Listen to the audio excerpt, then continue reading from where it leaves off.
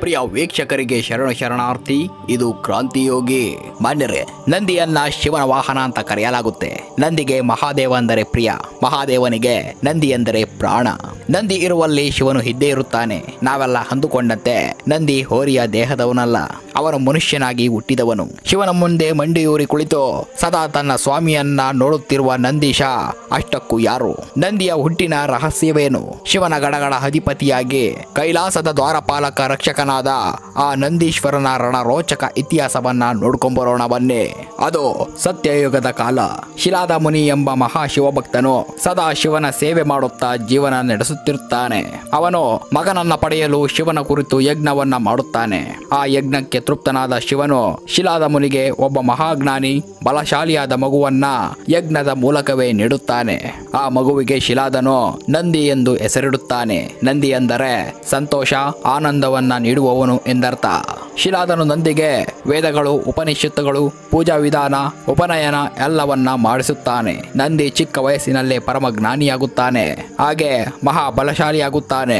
ಹೀಗೆ ಇರುವಾಗ ಅವನಿಗೆ 8 ವರ್ಷ ಇರುವಾಗ ವರುಣ ಹಾಗೂ ಮಿತ್ರ ಎಂಬ ಇಬ್ಬರು ಋಷಿಗಳು ಶಿಲಾದ ಮುನಿಯ ಆಶ್ರಮಕ್ಕೆ ಬರುತ್ತಾರೆ. ಶಿಲಾದನು ಅವರಿಗೆ ಸತ್ಕಾರವನ್ನ ಮಾಡುತ್ತಾನೆ. ಶಿಲಾದನು ಎಲ್ಲ ಆತಿಥ್ಯ ಮಾಡಿದ ನಂತರ ಋಷಿಗಳ ಆಶೀರ್ವಾದವನ್ನ ಪಡೆಯಲು ಅವರ ಕಾಲಿಗೆ ಬಿದ್ದು ನಮಸ್ಕಾರ ಮಾಡುತ್ತಾನೆ. ಋಷಿಗಳು ಶಿಲಾದನಿಗೆ ದೀರ್ಘಾಯುಷ್ಮಾನ್ ಭವ ಎಂದು ಆಶೀರ್ವಾದ ಮಾಡುತ್ತಾರೆ. ಮುಂದೆ ನಂದಿಯು ಅವರ ಕಾಲಿಗೆ ಬಿದ್ದಾಗ ಋಷಿಗಳು ಮೊದಲಿಗೆ ದೀರ್ಘಾಯು ಎಂದು ಹೇಳುತ್ತಲೇ ಅರ್ಧಕ್ಕೆ ನಿಲ್ಲಿಸಿ ನಿನಗೆ ಒಳ್ಳೆಯದಾಗಲಿ ಎಂದು ಹೇಳಿ ಅಲ್ಲಿಂದ ಹೊರಡುತ್ತಾರೆ. ಶಿಲಾದನಿಗೆ ಏನೋ ಗೊಂದಲ. ಋಷಿಗಳ ಮುಖದಲ್ಲಿ ಬದಲಾವಣೆ ಕಂಡ ಅವನು ಋಷಿಗಳನ್ನ ಹುಡುಕಿಕೊಂಡು ಹೋಗಿ, ನೀವು ನನ್ನ ಮಗನಿಗೆ ಏಕೆ ಅರ್ಧ ಆಶೀರ್ವಾದ ಮಾಡುತ್ತಾ ಸುಮ್ಮನಾದಿರಿ ಎಂದು ಕೇಳುತ್ತಾನೆ. ಅದಕ್ಕೆ ಋಷಿಗಳು ತಾಳ್ಮೆಯಿಂದ ಬೇಸರದಿಂದ, ಶಿಲಾದ, ನಿನ್ನ ಮಗನು ಅಲ್ಪಾಯುಷಿ, ಅವನಿಗೆ ದೀರ್ಘಕಾಲದವರೆಗೆ ಆಯಸ್ಸು ಇಲ್ಲ ಎಂದು ಹೇಳುತ್ತಾರೆ. ಇದನ್ನು ಕೇಳಿದ ಶಿಲಾದನಿಗೆ ಆತಂಕವಾಗಿ ಮನೆಗೆ ಹಿಂದಿರುಗುತ್ತಾನೆ. ಮನೆಯಲ್ಲಿ ಶಿಲಾದ ಸದಾ ಬೇಸರದಲ್ಲಿ ಏನೋ ಚಿಂತೆಯಲ್ಲಿ ಇರುತ್ತಿದ್ದನ್ನ ಕಂಡ ನಂದಿ, ಅಪ್ಪ, ಏಕೆ ಇತ್ತೀಚೆಗೆ ನೀವು ಸದಾ ಚಿಂತೆಯಲ್ಲಿ ಮುಳುಗಿದ್ದೀರಿ? ಏನಾದರೂ ಸಮಸ್ಯೆ ಎಂದು ಕೇಳುತ್ತಾನೆ. ಅದಕ್ಕೆ ಶಿಲಾದನು ವಿಷಯವನ್ನ ಮುಚ್ಚಿಡಲಾಗದೆ ನಂದಿಗೆ ಎಲ್ಲ ವಿಚಾರವನ್ನ ಹೇಳುತ್ತಾನೆ. ಇದನ್ನು ಕೇಳಿದ ನಂದಿಯನ್ನ ನೋಡಿ ಶಿಲಾದನು ಆಶ್ಚರ್ಯಪಡುತ್ತಾನೆ. ಕಾರಣ, ನಂದಿಗೆ ತಾನು ಅಲ್ಪಾಯುಷಿ ಎಂದು ತಿಳಿದು ಕೂಡ ಅವನಿಗೆ ಯಾವುದೇ ಭಯ, ನೋವುಗಳು ಆಗಲೇ ಇಲ್ಲ. ಅವನು ಇನ್ನು ನಗುತ್ತಲೇ ಇದ್ದುದನ್ನ ಕಂಡು ಶಿಲಾದ ನಂದಿಯನ್ನ ಕೇಳುತ್ತಾನೆ, ಮರಣ ತಿಳಿದ ಮೇಲೆ ನೀನು ಆನಂದದಿಂದ ಇರುವೆ, ಇದು ಹೇಗೆ ಸಾಧ್ಯ? ಅದಕ್ಕೆ ನಂದಿ ಹೇಳುತ್ತಾನೆ, ಅಪ್ಪ, ನಾನು ಸಾವಿಗೆ ಏಕೆ ಭಯಪಡಲಿ? ನಾನು ಮೃತ್ಯುಂಜಯನ ಭಕ್ತ ಅಲ್ಲವೇ? ಸಾವು ಅವನ ಮುಂದೆ ಮಂಡಿಯೂರಿ ಕೂರುವುದು ನಿಜ. ಭಕ್ತಿಯಿಂದ ಬೇಡಿದಾಗ ಅವನು ಬರುತ್ತಾನೆ ಅಲ್ಲವೇ? ನಾನು ಅವನನ್ನೇ ಕರೆಯುತ್ತೇನೆ. ನನ್ನ ಸಮಸ್ಯೆಗೆ ಅವನಿಂದಲೇ ಪರಿಹಾರವನ್ನ ಕಂಡುಕೊಳ್ಳುತ್ತೇನೆ ಎನ್ನುತ್ತಾನೆ. ಮುಂದೆ ನಂದಿಯು ತನ್ನ ತಂದೆಯ ಆಶೀರ್ವಾದ ಪಡೆದುಕೊಂಡು ಮುಂದೆ ಭುವನ ನದಿಯ ದಡದಲ್ಲಿ ಶಿವನನ್ನ ಆರಾಧನೆ ಮಾಡುತ್ತಾ ವರ್ಷಗಳನ್ನ ಕಳೆಯುತ್ತಾನೆ. ಅವನ ತಪಸ್ಸಿಗೆ ಮೆಚ್ಚಿದ ಶಿವನು ಪ್ರತ್ಯಕ್ಷನಾಗಿ, ನಂದಿ, ನಿನ್ನ ತಪಸ್ಸಿಗೆ ಮೆಚ್ಚಿರುವೆನು, ಕೇಳು, ನಿನಗೆ ಏನು ಬೇಕು? ವಜ್ರ, ವೈಡೂರ್ಯ, ಆಯಸ್ಸು, ಅಂತಸ್ತು, ಸುಖ, ನೆಮ್ಮದಿ, ಏನು ಬೇಕು ಕೇಳು, ಕೊಡುವೆನು ಎಂದಾಗ ನಂದಿಗೆ ಮಾತುಗಳೇ ಬರದ ಹಾಗೆ ಆಗುತ್ತದೆ. ಅವನ ಕಣ್ಣಲ್ಲಿ ನೀರು ತುಂಬಿ ಸುರಿಯುತ್ತವೆ.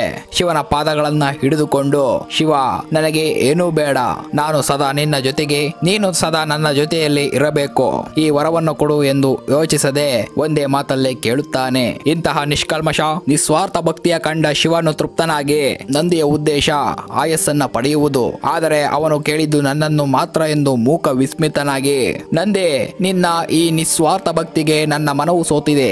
ಜನರು ನನ್ನ ಬಳಿ ವರ, ಇಷ್ಟಾರ್ಥ, ಅದು ಇದು ಅಂತ ಬೇಡಿಕೆಗಳನ್ನ ಇಡುತ್ತಾರೆ, ಆದರೆ ನೀನು ಯೋಚಿಸದೆ ನಾನೇ ಬೇಕು ಅಂದೆ. ಕೇಳು, ಇನ್ನು ಮುಂದೆ ನೀನೇ ನನ್ನ ವಾಹನವಾಗು ಎಂದು ಅವನಿಗೆ ಬಸವಣ್ಣನ ರೂಪ ಕೊಟ್ಟು ವಾಹನವಾಗಿ ಮಾಡಿಕೊಳ್ಳುತ್ತಾನೆ.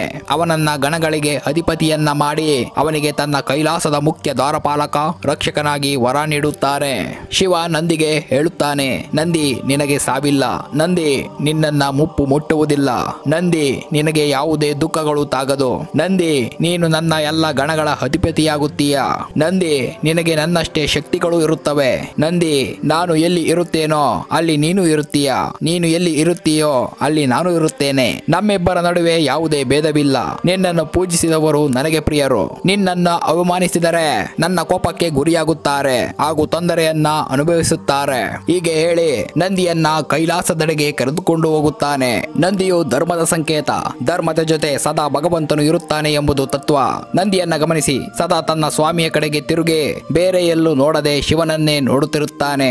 ಇದರ ಅರ್ಥ ಇಷ್ಟೇ, ಭಕ್ತನು ದೇವರನ್ನ ಸಂಪೂರ್ಣವಾಗಿ ಸದಾ ಅವನ ಯೋಚನೆ ಅವನ ಸ್ಮರಣೆಯಲ್ಲಿ ಇರಬೇಕು, ಏಕಾಗ್ರತೆಯಿಂದ ದೇವನನ್ನ ಆರಾಧಿಸಬೇಕು ಎಂಬುದು. ನಮ್ಮಲ್ಲಿ ಈ ನಂದಿ ಹಾಗೂ ಮಹಾದೇವನ ಸಂಬಂಧ, ಭಕ್ತ ಹಾಗೂ ಭಗವಂತನ ನಡುವೆ ಸಂಬಂಧ ಹೇಗೆ ಇರಬೇಕು ಎಂಬುದರ ಅರಿವನ್ನ ತಿಳಿಸುತ್ತದೆ. ಎಲ್ಲೇ ಆಗಲಿ ನಂದಿಯ ನಂತರವೇ ಶಿವನ ದರ್ಶನವನ್ನ ಪಡೆಯಬೇಕು.